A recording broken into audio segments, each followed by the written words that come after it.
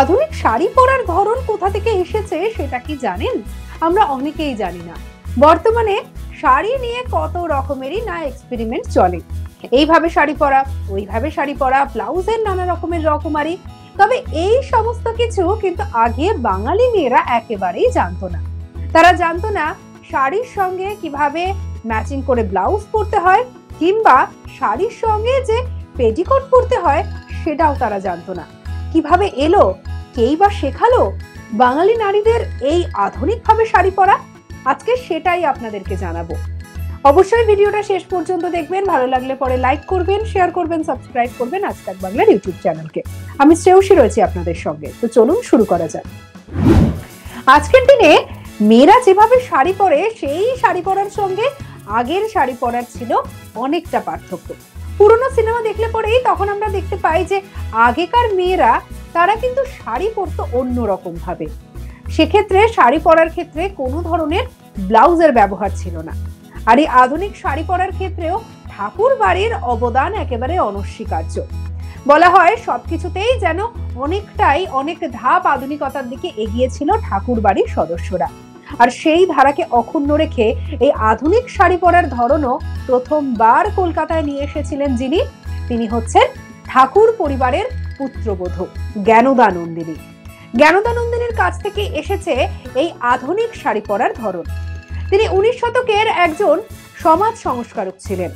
তিনি বাংলার মেয়েদের জন্য, তাদের ক্ষমতায়নের জন্য অনেক কাজ করে গেছেন। জেনে অবাক হবেন যে জ্ঞানদানন্দিনী ছিলেন যশোরের মেয়ে, অর্থাৎ বাংলাদেশের মেয়ে। তিনি যশোরের নরেন্দ্রপুর গ্রামে 1850 সালে জন্মগ্রহণ করেন এবং তার বৈবাহিক সূত্রে তিনি চলে আসেন জোড়াসাঁকো ঠাকুর পরিবারে। দেবেন্দ্রনাথ ঠাকুরের ছেলে সত্যেন্দ্রনাথ ঠাকুরের সঙ্গে তার বিয়ে হয় 1857 সালে। তখন তার বয়স মাত্র 7 বছর। তবে সত্যেন্দ্রনাথ ঠাকুর ছিলেন একজন বাঙালি লেখক, এছাড়াও ইন্ডিয়ান সিভিল সার্ভিসে যোগদানকারী প্রথম ভারতীয়। কবিগুরু রবীন্দ্রনাথ ঠাকুরের মেজ ভাই এবং ব্রিটিশ ভারতের নারী মুক্তি আন্দোলনের নায়কও ছিলেন তিনি। আর তার বউ হয়ে জ্ঞানদানন্দিনী ছিলেন অনেকটাই এগিয়ে। জ্ঞানদানন্দিনী যতই শান্তশিষ্ট স্বভাবের ছোটবেলা থেকে থাকুন না কেন, কলকাতায় এসে বনেদি পরিবারে এসে ধীরে ধীরে তার হাঁটা চলা সবকিছুর ধরন ধারণ অনেক উন্নত আধুনিক হতে শুরু করে। তিনি নিজেকে নিত্য নতুন ভাবে আবিষ্কার করতে পছন্দ করতেন। ঠাকুর বাড়ির এই নতুন ধরনের শাড়ি পরার যে চল তারা নিয়ে এসেছিল সেটা সম্পর্কে তো আপনারা জানছিলেন, কিন্তু ঠাকুর বাড়িটা কিভাবে এলো সেটা যদি জানতে চান তাহলে আই বাটনে ক্লিক করে দেখতে পারেন। পুরো ভিডিওটা ডেসক্রিপশন বক্সে দেওয়া লিংকেও পেয়ে যাবেন। 1862 সালে যখন তার স্বামী ট্রেনিং এর জন্য বিদেশে গিয়েছিলেন, তখন তারও ভীষণ ইচ্ছে ছিল যাওয়ার, কিন্তু সেক্ষেত্রে বাদ সেধেছিলেন তার শ্বশুর অর্থাৎ দেবেন্দ্রনাথ ঠাকুর। তার বিরোধিতায় তখন তার আর ইংল্যান্ডে যাওয়া হয়নি। তবে তিনি বসে থাকেননি, তিনি নিজে নিজে পড়াশোনা করতে শুরু করেন। সেক্ষেত্রে তিনি তার দেওর হেমেন্দ্রনাথ ঠাকুরের সাহায্যও নেন। এরপর যখন তার স্বামী ইংল্যান্ড থেকে ফিরে আসলেন, চাকরি সূত্রে বোম্বেতে চলে গেলেন, তখন জ্ঞানদানন্দিনী তার সঙ্গে চলে গেলেন বোম্বেতে।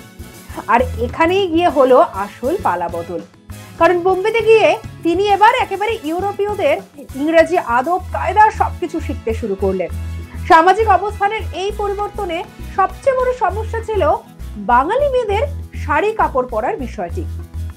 কারণ বাঙালি কায়দায় যেভাবে শাড়ি পরার ধরন ছিল সেটা অনেকটাই ছিল অন্যরকম। কারণ সেক্ষেত্রে শাড়ির সঙ্গে ব্লাউজ, পেটিকোট এগুলোর কোনোটাই ব্যবহার হতো না, যার ফলে দেখতে লাগতো বেমানান এবং দৃষ্টিকটু। তখন তিনি শাড়ির সাথে পেটিকোট এবং ব্লাউজ পরার চলটা শিখলেন, নতুন ভাবে শাড়ি পরার স্টাইল রপ্ত করলেন। আর এই কারণেই তাকে ভারতীয় বাঙালি সমাজের পোশাকের ফ্যাশন ট্রেন্ড সেটারও বলা হয়। আজকের নারীরা যেভাবে শাড়ি পরেন সেটা কিন্তু এসেছে ওই ঠাকুর বাড়ির জ্ঞানদানন্দিনীর হাত ধরে। বর্তমান যুগে দক্ষিণ এশিয়া এবং বাঙালি মেয়েদের প্রথম পছন্দ শাড়ি, আর এই শাড়ি পরার ধরন ধারণ সবকিছু বাংলাদেশ এবং ভারতবর্ষে যিনি নিয়ে এসেছিলেন তিনি হচ্ছেন জ্ঞানদানন্দিনী। তিনি দেশে বিদেশে ঘুরে বিভিন্ন ভাবে জ্ঞান বিদ্যা অর্জন করতে থাকেন আর সমাজকে শেখাতে থাকেন কিভাবে মেয়েদেরকে শিক্ষিত হতে হবে। তাই তো স্বামীর সঙ্গে গুজরাটে বেড়াতে গিয়ে পার্সি নারীদের থেকে তিনি শাড়ি পরার আরো নতুন নতুন ধরন শিখতে থাকেন। বিশেষ করে নতুন নতুন স্টাইল, কিভাবে নিজেকে সামলাতে হবে, কিভাবে শাড়ি সামলাতে হবে, বাম দিকে আঁচল দিয়ে পরার যে ধরন তা তিনি শিখেছিলেন পার্সি স্টাইলে। এছাড়া তিনি এই পার্সি স্টাইলকে রপ্ত করে কাঁধে আঁচল দিয়ে শাড়ি পরার ধরনটাও শিখে নিলেন। এমনকি তিনি তার মতো করে শাড়ির নাকি প্রশিক্ষণও দিতেন।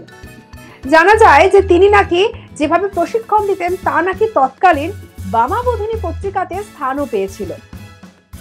কলকাতার ব্রাহ্ম সমাজের নারীদের মধ্যে আর দ্রুত তার এই শাড়ি পরার ধরন ছড়িয়ে পড়ে এবং রীতিমতো তিনি এই নতুন স্টাইলকে নিয়ে আসার পরে তা জনপ্রিয় হয়ে ওঠে। জানা যায় যে ব্রাহ্মিকা শাড়ি নামে নাকি সেই সময় ডাকা হতো এই নতুন ধরনের শাড়ি পরার ধরনকে।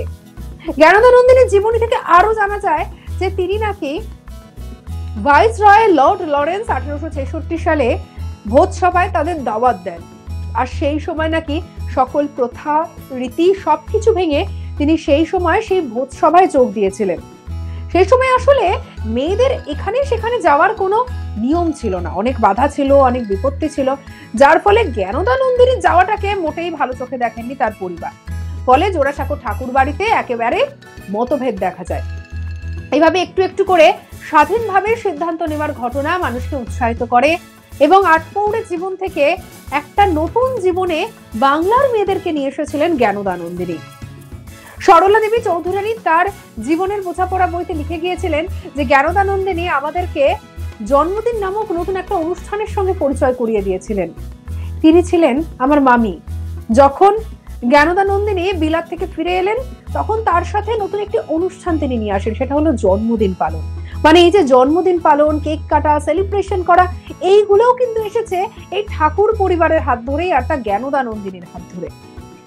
আরো এরকম অনেক কিছু জানা যায় জ্ঞানদানন্দিনীর সঙ্গে। এমনকি জানা যায় যে নাকি জন্মদিনের উৎসবে ছোট বড় সবাইকে নিয়ে যে আনন্দ করা, তাকে যে স্মরণীয় করে রাখতে হয় তাও শিখিয়েছিলেন তিনি। শুধু তাই নয়, সবকিছু নাকি তিনি খোঁজ খবর রাখতেন, কবে কার জন্ম হলো, শিশুরা কবে জন্মালো। জোড়াসাঁকো পরিবারকে যেন দ্রুত একেবারে অন্য রকম একটা ধারায় নিয়ে চলে গেছিলেন জ্ঞানদানন্দিনী। এমনকি ব্রাহ্ম সমাজের ধারণা যে গ্রহণ করা হয়েছিল ঠাকুরবাড়ির সম্পর্কে তা নাকি সারা কলকাতা ছাড়িয়ে সারা ভারতবর্ষে ছড়িয়ে পড়ে। শুরু হয় একেবারে উৎসবের নতুন রূপ। তবে এসবের মধ্যে জ্ঞানদানন্দিনীকে ধন্যবাদ দিতেই হয়, কারণ স্বাধীন চেতা মহিলাদের বা মেয়েদের তাদের জীবনকে নতুন আঙ্গিকে নিয়ে আসার ক্ষেত্রে জ্ঞানদানন্দিনী এবং ঠাকুরবাড়ির অবদান অনস্বীকার্য। কেমন লাগলো অবশ্যই জানাতে ভুলবেন না। ভালো লাগলে পরে লাইক করবেন, শেয়ার করবেন, সাবস্ক্রাইব করবেন আজ তাক বাংলার ইউটিউব চ্যানেলকে।